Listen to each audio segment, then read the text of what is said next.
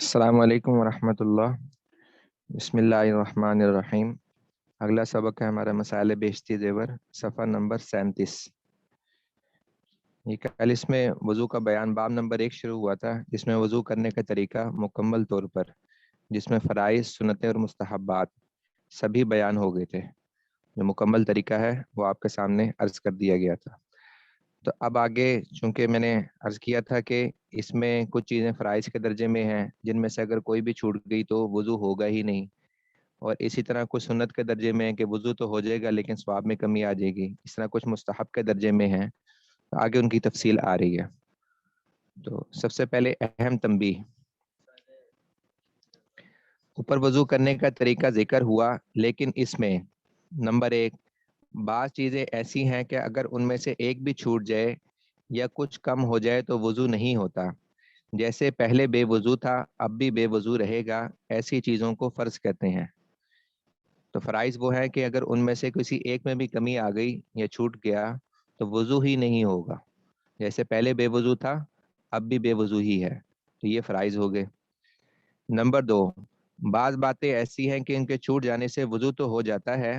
لیکن ان کے کرنے سے ثواب ملتا ہے، اور شریعت میں ان کے کرنے کی تاکید بھی آئی ہے۔ اگر کوئی اکثر چھوڑ دیا کرے تو گناہ ہوتا ہے، ایسی چیزوں کو سنت مؤکدہ کہتے ہیں۔ تو جب اصطلاحات بیان ہوئی تھی، چند بنیادی اصطلاحات، اس میں بھی سنت مؤکدہ کے بارے میں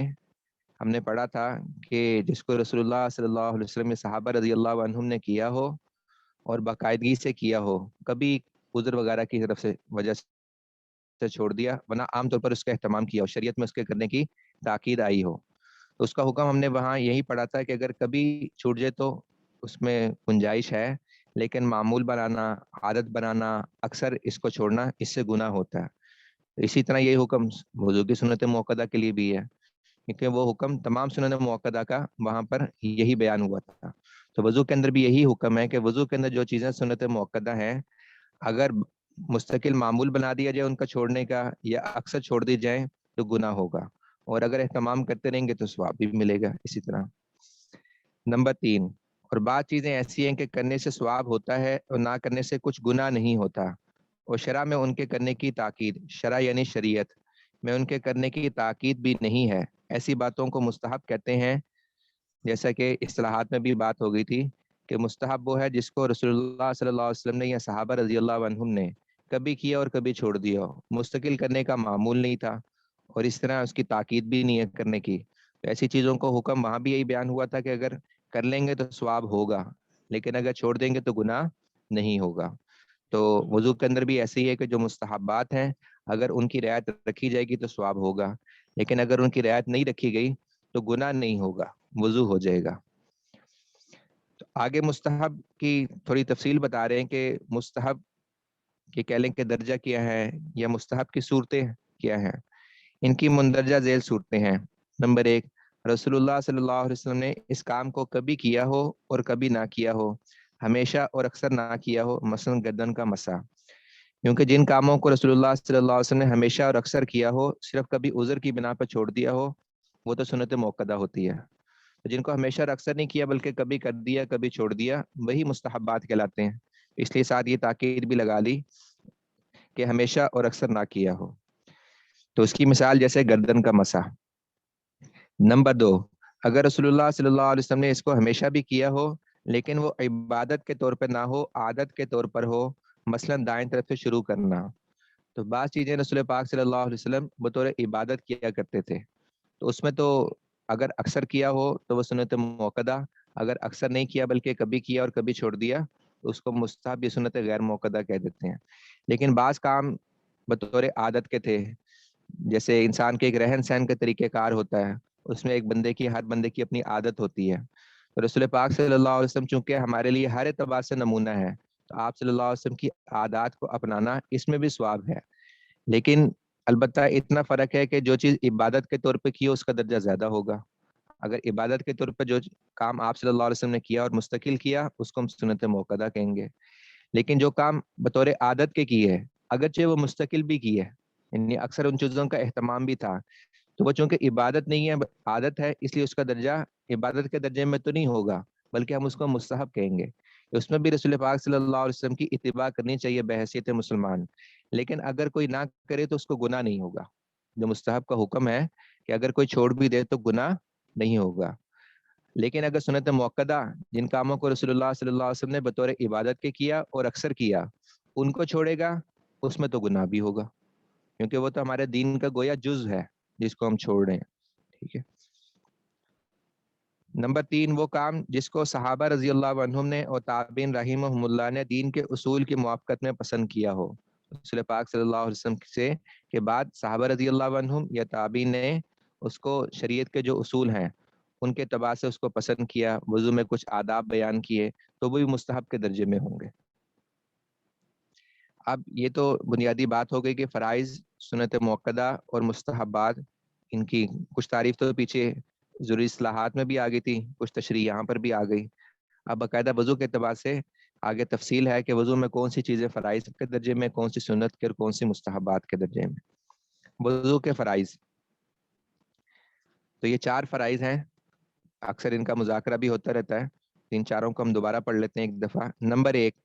ایک مرتبہ سارا منہ دھونا، پورا چہرہ دھونا، جس کی کل حدود بیان ہو گئی تھی کہ سر کے بالوں سے لے کر تھوڑی کے نیچے تک اور ایک کان کی لو سے دوسرے کان کی لو تک، یہ چہرے کی حدود ہے۔ تو اس پر ایک مرتبہ پانی بہہ جائے، ایک مرتبہ پورے چہرے کو دھونا وضو کے اندر یہ فرض ہے۔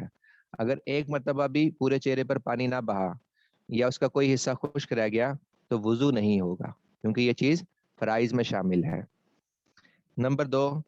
ایک ایک دفعہ کونیوں سمیت دونوں ہاتھ دھونا، تو دونوں ہاتھ کونیوں سمیت دھونا یہ بھی فرائض میں شامل ہے۔ اس لیے ایک مرتبہ، اگر ایک مرتبہ بھی ان پر پانی نہ بہا، ایک مرتبہ بھی ان کو نہیں دھویا تو وضو نہیں ہوگا، بلکہ وہ انسان جیسے پیچھے بیان ہوا کہ بے وضو ہی رہے گا، جیسے پہلے بے وضو تھا اب بھی بے وضو ہی رہے گا۔ تو ایک مرتبہ دھونا فرض ہے۔ نمبر 3، ایک بار چوتھائی سر کا مسح کرنا،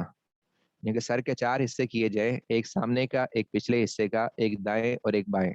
4 حصے کیے جائیں، تو کسی ایک حصے کا بھی اگر مسح کر لیا تو فرض پورا ہو جائے گا، فرض پورا ہو جائے گا، وضو ہو جائے گا۔ البتہ پورے سر کا مسح کرنا اس کی تفصیل انشاءاللہ آگے آ جائے گی کس درجے میں ہے۔ اور یہ چوتھائی سر کے مسح کو اس طرح بھی کہہ دیتے ہیں کہ اگر آپ پورا ہاتھ گیلا کیا ہو تو یہ جو اگلی 4 انگلیاں ہوتی ہیں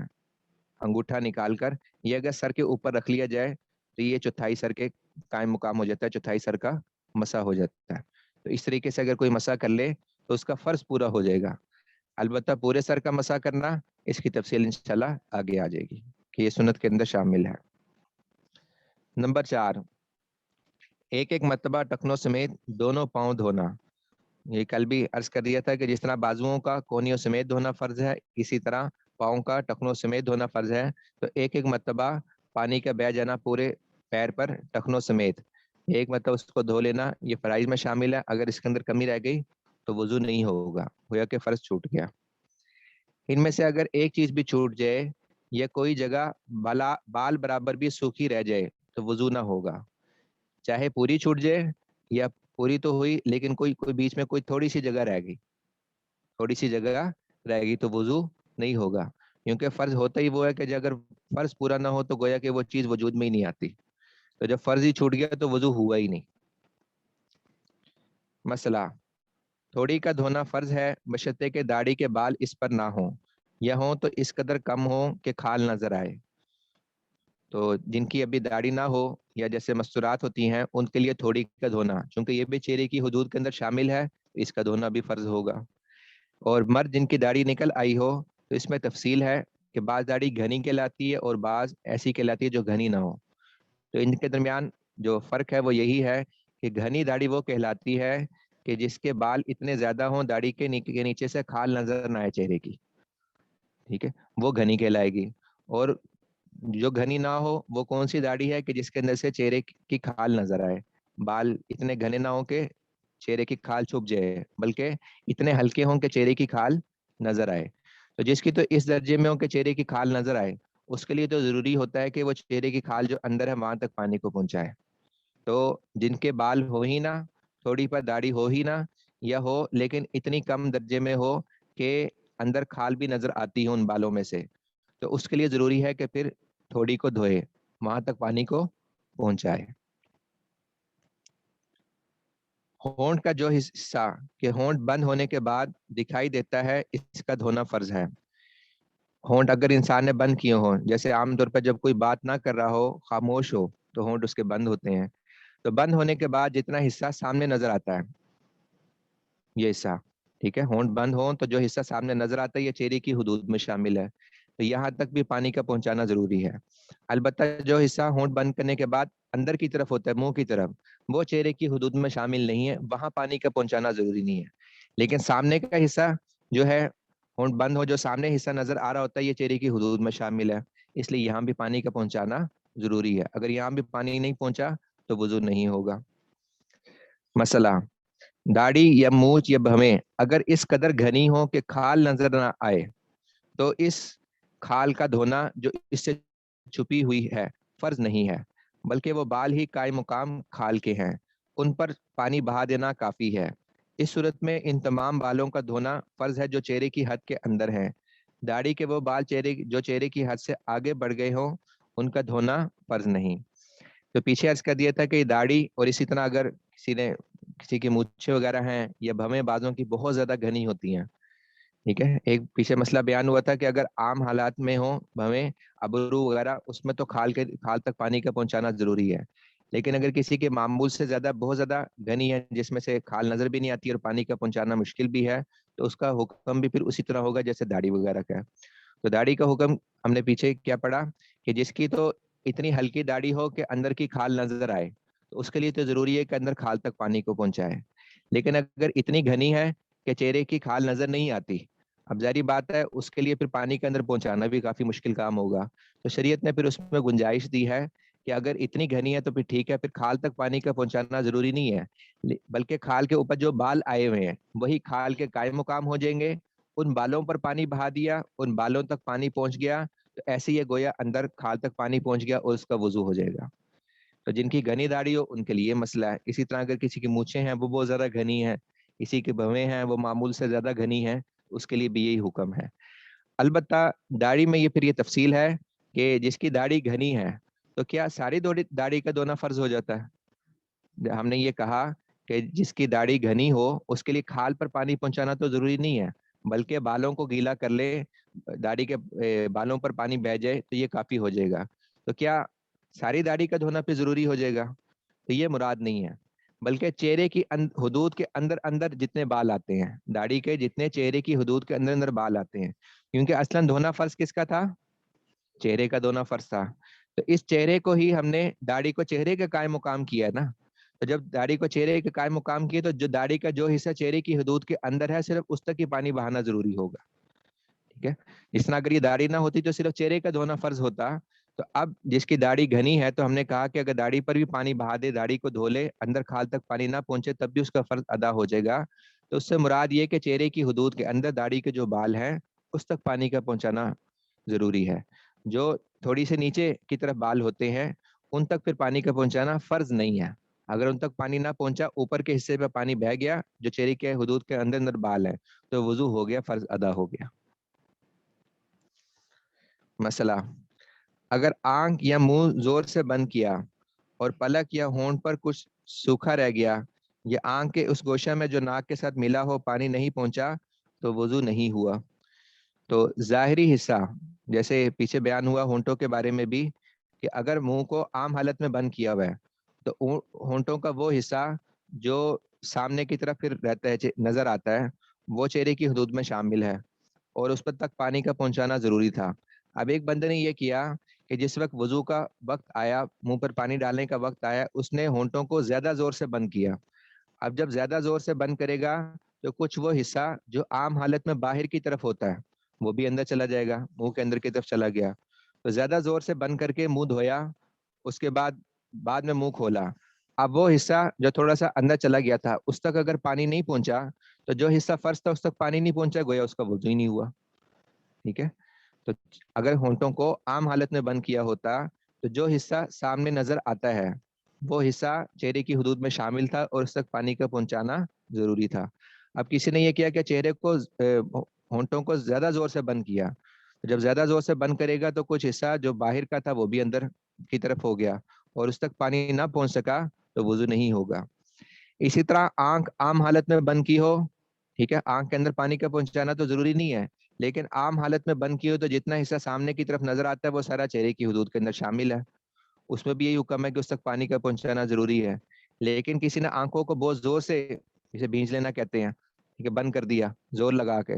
تو جب زور لگا کے بند کرے گا تو کچھ وہ حصہ جو عام حالت میں باہر کی طرف ظاہر کی طرف ہوتا ہے وہ بھی اندر کی طرف چھپ جائے گا۔ تو اگر اس طریقے سے کسی نے وضو کیا اور اندر کے حصے تک پانی نہ پہنچ سکا تب بھی وضو نہیں ہوگا۔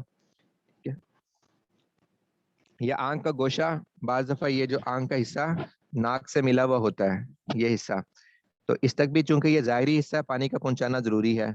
تو اگر تیری سے چھپتا مارا پانی کا تو احتمال ہوتا ہے کہ اس تک پانی نہ پہنچے، تو اگر اس تک پانی نہیں پہنچا تو وضو نہیں ہوگا، اس لیے اس کو بھی اہتمام سے یہاں پانی کا پہنچانا ضروری ہے۔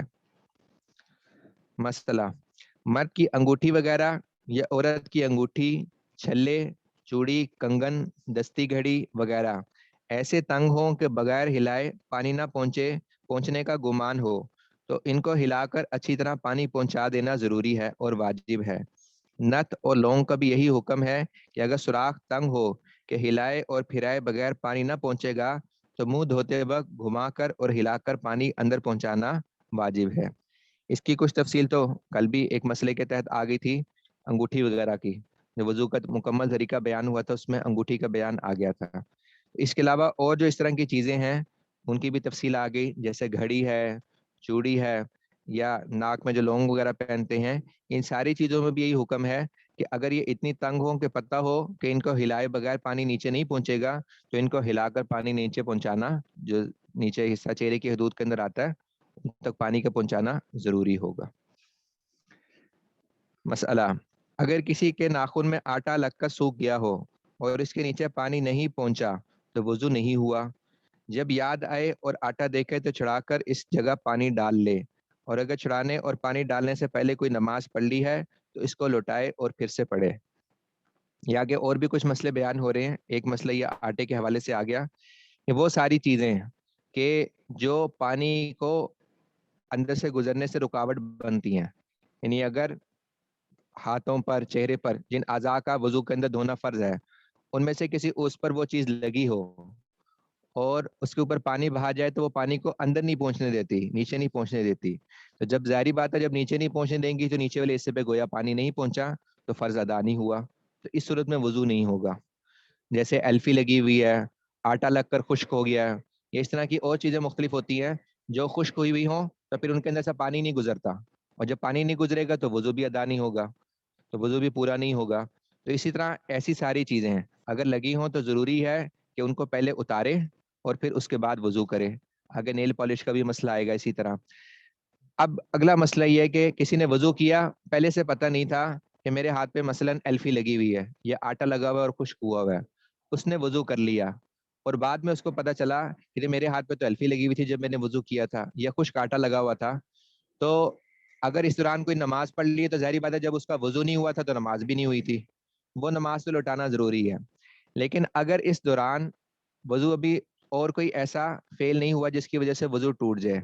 تو اب جب دوبارہ وضو کرنا ہے، اس نے وضو تو نہیں اس کا مکمل ہوا تھا، تو کیا نئے سرے سے دوبارہ وضو کرنا ضروری ہوگا؟ تو یہ بات ضروری نہیں ہے۔ وضو میں مسئلہ یہ ہے کہ آپ نے وضو کیا اور اگر وضو کے اعضاء میں سے کوئی جگہ خشک رہ گئی، وضو کے اعضاء میں سے کوئی جگہ خشک رہ گئی اور بعد میں آپ کو پتہ چلا کہ یہاں تک پانی نہیں پہنچا، 5 منٹ بعد پتہ چل گیا، 10 منٹ بعد پتہ چل گیا، 1 گھنٹے بعد پتہ چل گیا، تو اب دوبارہ سے پورا وضو لٹانے کی ضرورت نہیں ہے، بلکہ صرف اتنی جگہ پر پانی بہا لے، بلکہ صرف اتنی جگہ پر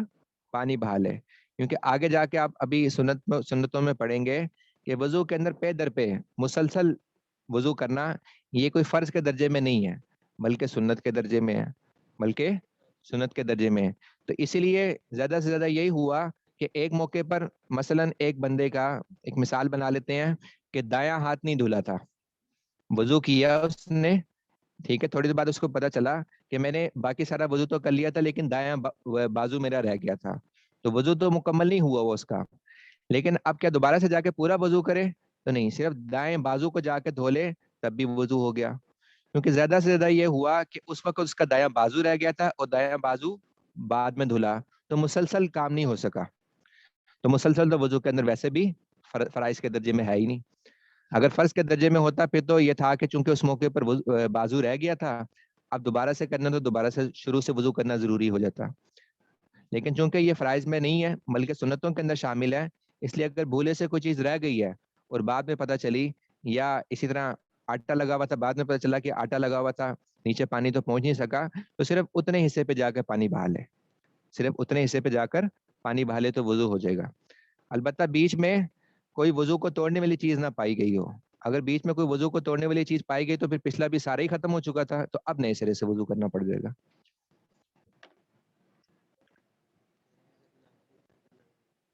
ناخن پہ آٹا لگاؤ, جی اس میں بھی یہی حکم ہے, چونکہ ناخنوں کا اوپر جو ظاہری حصہ ہے اس کو بھی دھونا وہ ہاتھوں کی حدود کے اندر ہی آتے ہیں, ان کا دھونا بھی فرض ہے, تو اگر وہاں پر بھی آٹا لگاؤ تو یہی حکم ہے کہ ان کو صاف کر کے پھر وضو کیا جائے, اور اگر بعد میں پتہ چلا تو اس کو اتار کر اتنے حصے پر پانی بہا لیا جائے. مسئلہ, لچکے کی تاروں کو باریک اتر لیں, اس کو افشاں کہتے ہیں, یہ عام طور پہ میک اپ میں اس طرح کی چیزیں استعمال ہوتی ہیں. کسی کے ماتھے پر اگر وہ چنی ہو اور اوپر اوپر سے پانی بہا لے کہ افشاں نہ چھوٹنے پائے تو وضو نہیں ہوتا. ماتھے کا سب گوند چھڑا کر منہ دھونا چاہیے. تو عام طور پر ایسا بھی ہوتا ہے کہ بعض دفعہ اس کو مستقل جب کرتے ہیں تو تھوڑی سی ساتھ گوند وغیرہ لگا لیتے ہیں تاکہ اچھی طرح چپک جائے جب میک اپ وغیرہ کرتے ہیں. تو اگر اس طرح کیا ہوا تھا تو جب وہ گوند وغیرہ لگی ہوگی وہ اچھی طرح چپکا ہوگا تو ظاہری بات ہے کہ پانی اس کے اوپر سے بہ جائے گا, اندر نہیں پہنچے گا, تو جب اندر نہیں پہنچے گا تو وضو نہیں ہوگا. تو اس لیے اگر کوئی ایسی چیز لگائی ہوئی ہے تو اس کو بھی پہلے اتارے اور پھر وضو کرے, اور اگر بعد میں پتہ چلا ہے تو اس کو اتار کر اتنی جگہ کو دھو لے, جیسے آٹے اور الفی میں پیچھے حکم بیان ہو گیا. مسئلہ, ناخنوں پر نیل پالش لگی ہو تو وضو کے لیے اس کو چھڑانا ضروری ہے, بغیر چھڑائے وضو نہیں ہوتا, کیونکہ نیل پالش بھی جب خشک ہو چکی ہوتی ہے تو وہ پانی کو اپنے اندر سے گزر کے نیچے نہیں پہنچنے دیتی, بلکہ پانی اس کے اوپر سے بہہ جاتا ہے. تو جب اس کے اوپر سے بہہ گیا تو نیچے ناخنوں تک پانی پہنچا نہیں, اور ناخنوں تک پانی کا پہنچانا چونکہ یہ ہاتھ کی حدود کے اندر شامل ہے ضروری تھا, تو جب پانی نہیں پہنچا تو وضو بھی نہیں ہوا, اس لیے پہلے نیل پالش اتارے اور پھر وضو کرے, اور اگر بعد میں یاد آیا تو اتار کے اتنے حصے پر پانی بہا لے.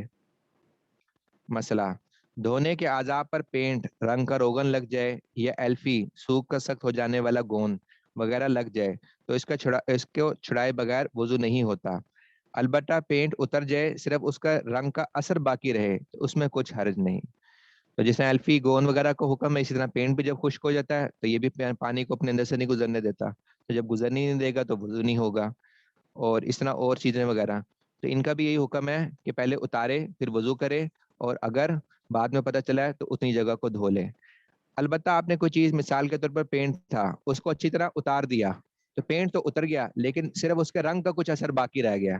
کیونکہ بعض دفعہ رنگ چڑھ جاتا ہے اس جگہ پر اگرچہ وہ چیز مکمل طور پر اتر جاتی ہے. تو جب وہ چیز اتر گئی تو صرف جو رنگ باقی رہ گیا تو اس سے کوئی فرق نہیں پڑے گا, کیونکہ وہ رنگ پانی کو اندر پہنچنے سے مانے نہیں بنتا, رکاوٹ نہیں بنتا. صرف رنگ جو ہے وہ پانی کو کھال تک پہنچنے سے رکاوٹ نہیں بنتا.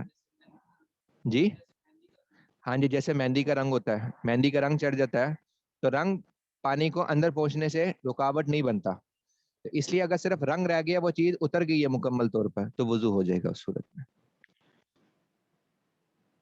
جی آج اتنا کر لیتے ہیں, اس حصے سے متعلق کسی ساتھی کے ذہن میں کوئی سوال ہو تو وہ پوچھ لیں.